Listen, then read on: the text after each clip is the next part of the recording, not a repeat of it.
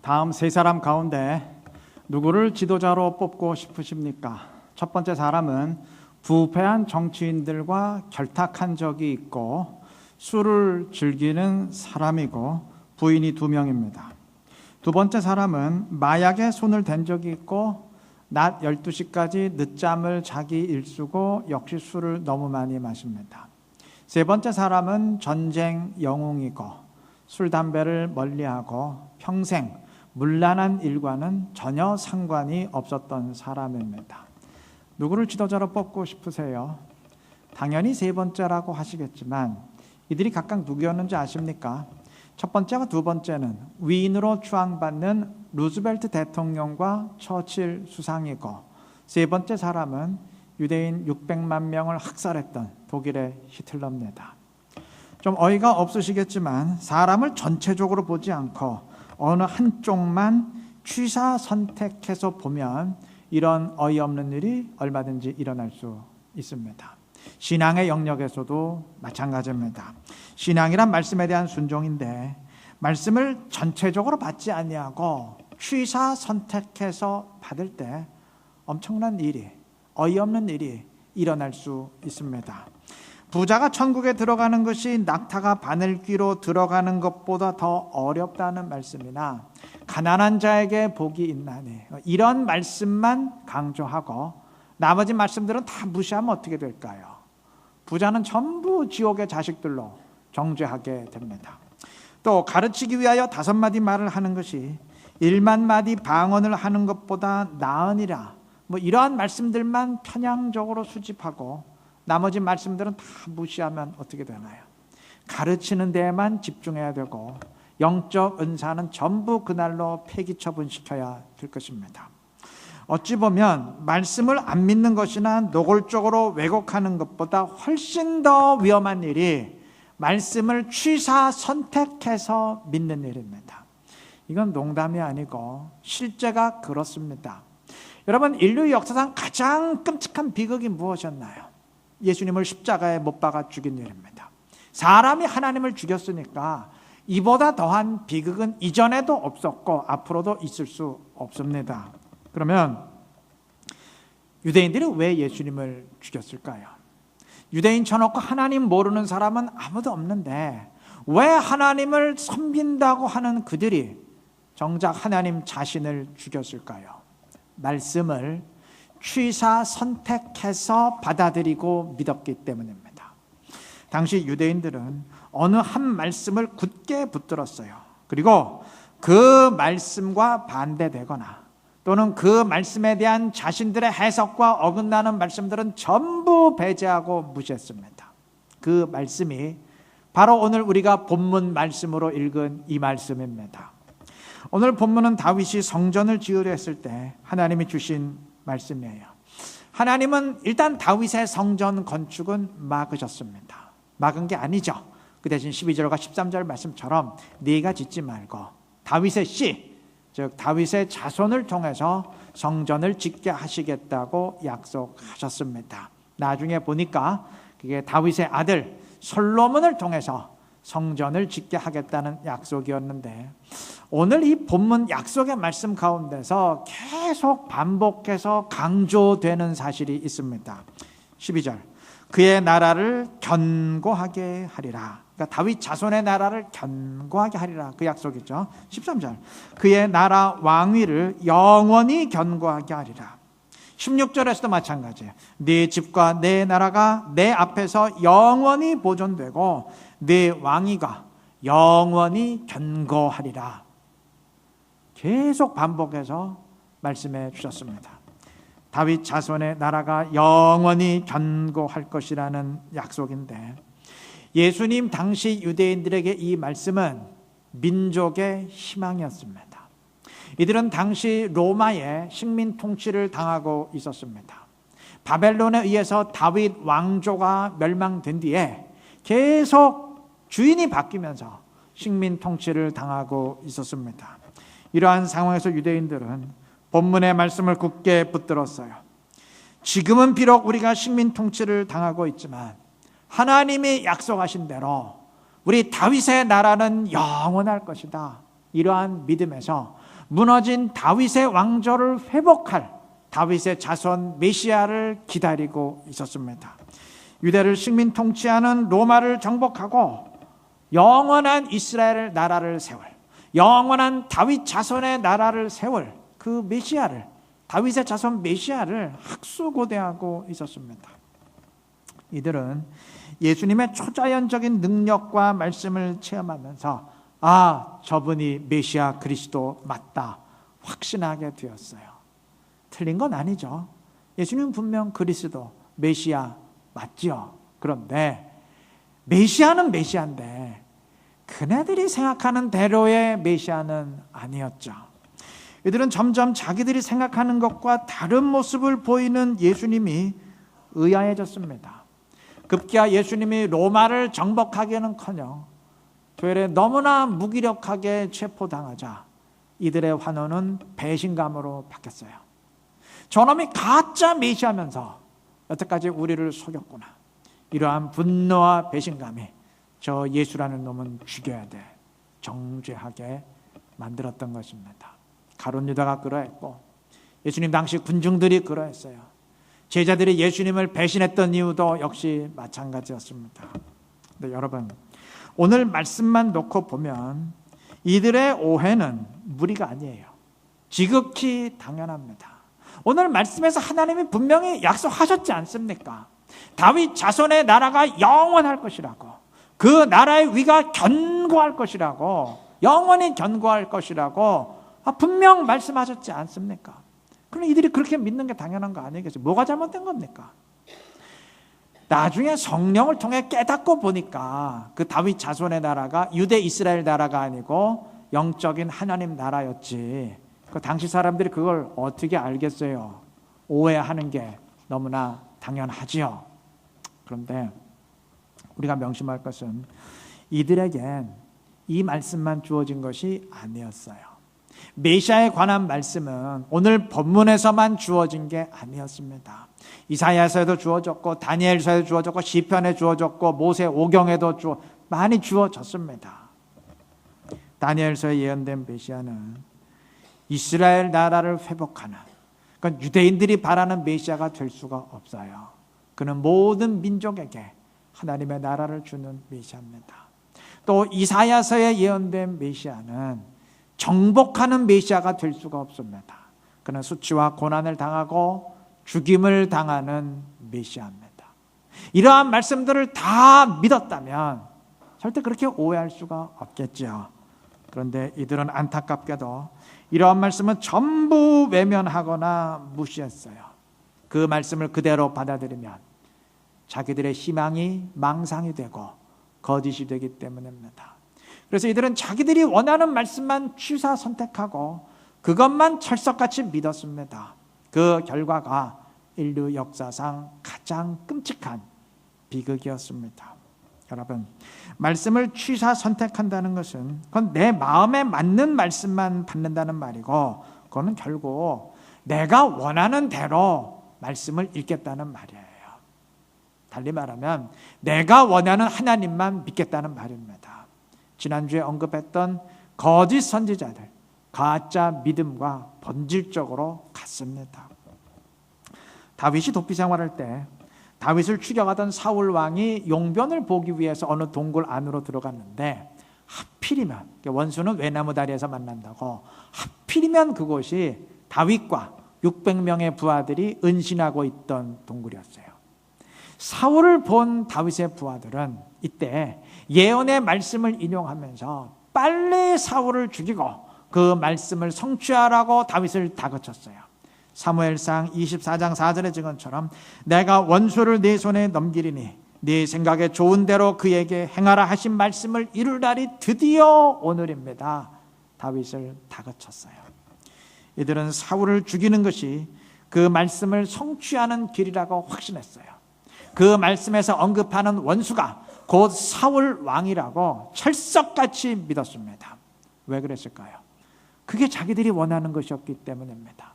사울을 죽이고 다윗이 왕위에 올라야 자기들도 그 지금까지의 지긋지긋했던 도피 생활 끝내고 인생 역전을 이룰 수 있기 때문입니다.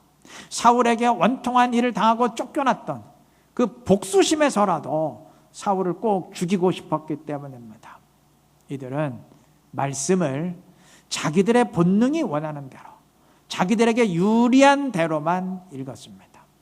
만약 다윗도 그러했다면 사울을 죽이고 말씀을 성취했다고 확신했겠죠. 그랬다면 왕위엔 오를 수 있었겠지만 오늘 본문의 약속을 받고 메시아 그리스도의 길을 준비하는 왕은 될 수 없었을 겁니다. 하나님이 쓰시는 왕은 될 수 없었을 겁니다.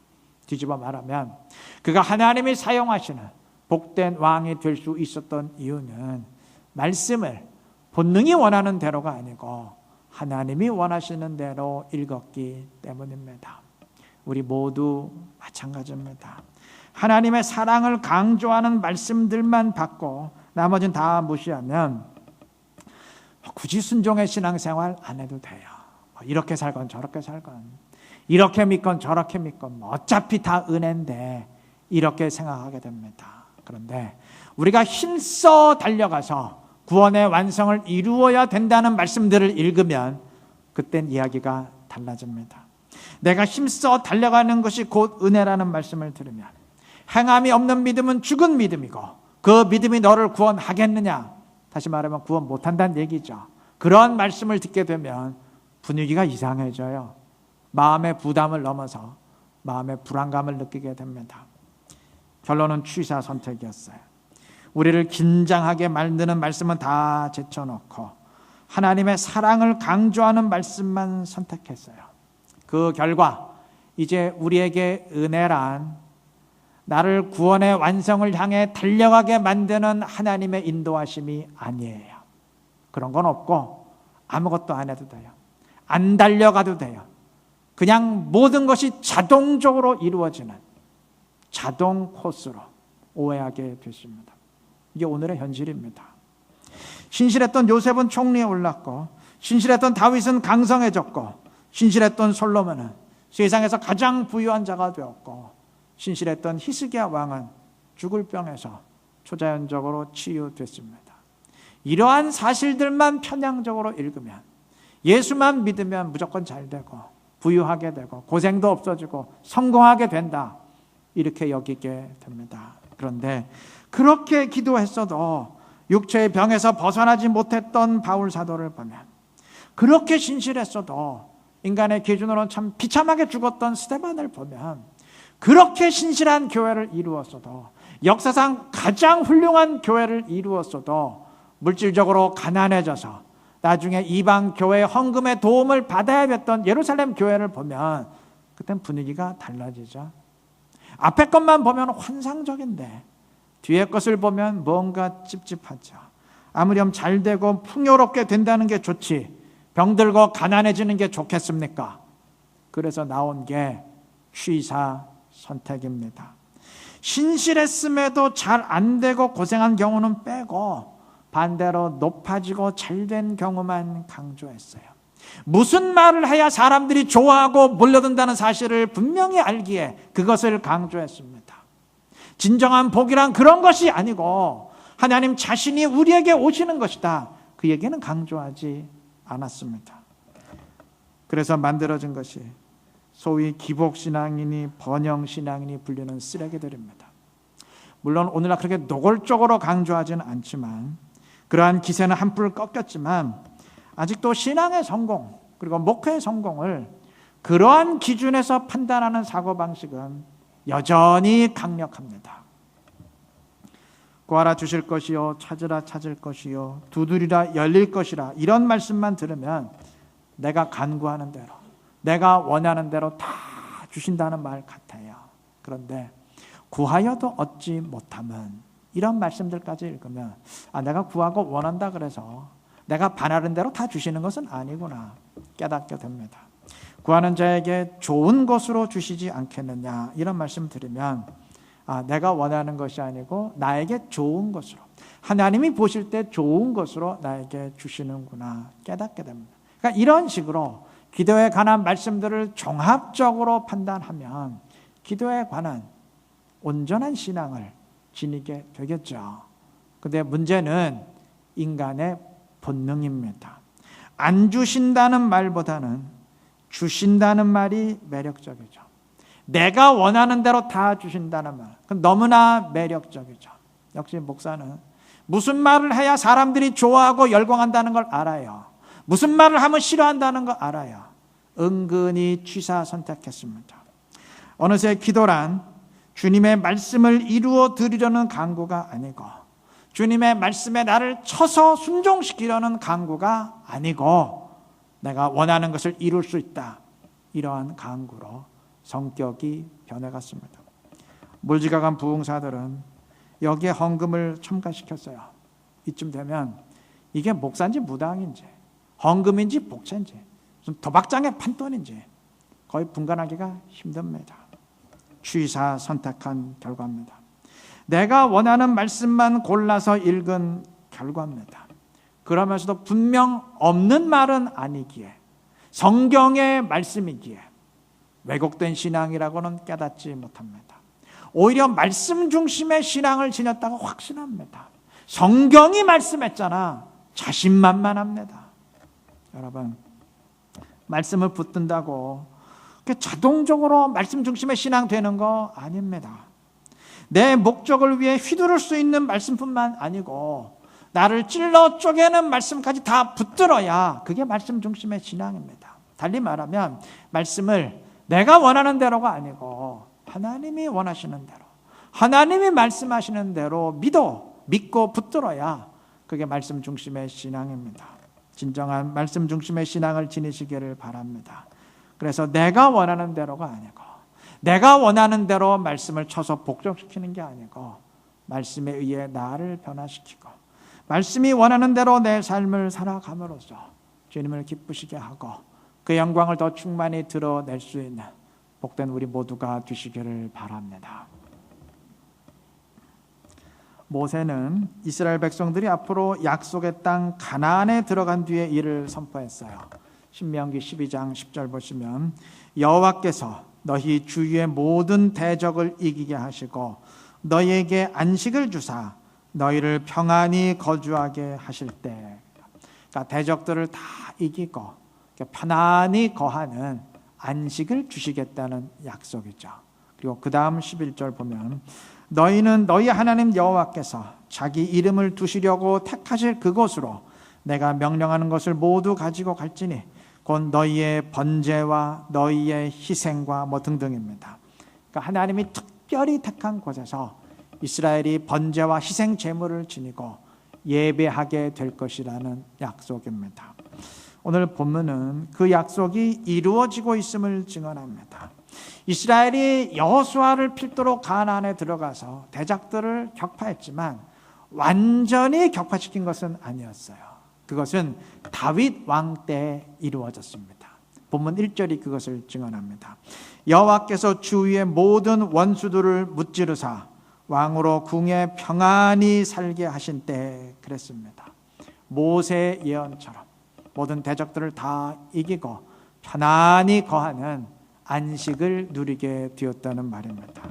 자, 그리고 13절 말씀처럼 다윗의 자손을 통해 성전을 짓게 하심으로 여호와가 자기의 이름을 두려고 특별히 택하신 곳에서 이스라엘이 제물을 드리며 희생 제물을 드리며 예배하게 되었습니다.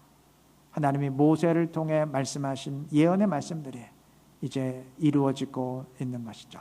자, 그런데 이스라엘이 누리게 된 이 안식은 육체적 안식이죠. 대적들로부터 자유로운 안식입니다. 그런데 이들의 안식은 앞으로 예수 그리스도를 통해 누리게 될 영적 안식의 예고편입니다. 주님 분명히 말씀하셨죠. 수고하고 무거운 짐진 자들아 다 내게로 오라. 내가 너희를 편히 쉬게 하리라. 안식을 주신다고 약속했어요. 이 안식은 죄로부터 자유로워지는 영적인 안식, 구원의 안식입니다. 다윗과 이스라엘이 누리게 된 그 육체적 안식은 예수 그리스도를 통해 누리게 될 영적 안식의 예고편이었습니다. 다시 말하면 육체적 안식은 발전해서 영적 안식으로 성취되었습니다. 뿐만 아니에요. 하나님은 다윗의 씨, 즉 다윗의 자손 솔로몬을 통해 성전을 짓게 하시겠다고 약속하셨고 그렇게 되었습니다. 자, 그런데 이 솔로몬에 의한 성전은 앞으로 예수 그리스도에 의해 지어질 영적 성전의 예고편입니다.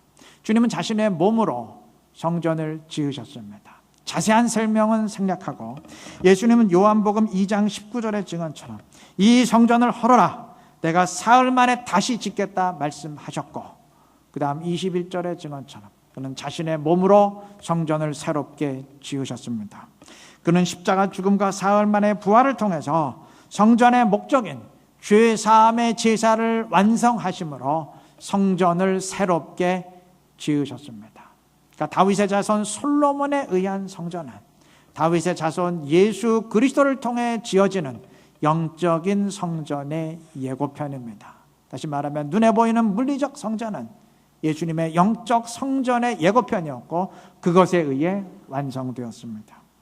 또한 하나님은 본문에서 영원한 다윗 자손의 나라를 약속하셨습니다. 이스라엘 유대인들은 그 나라를 이 땅의 이스라엘 나라로 알았지만 그것이 아니고 그리스도를 통한 하나님 나라였습니다. 구약 이스라엘은 영적 이스라엘, 하나님 나라의 예고편이었습니다.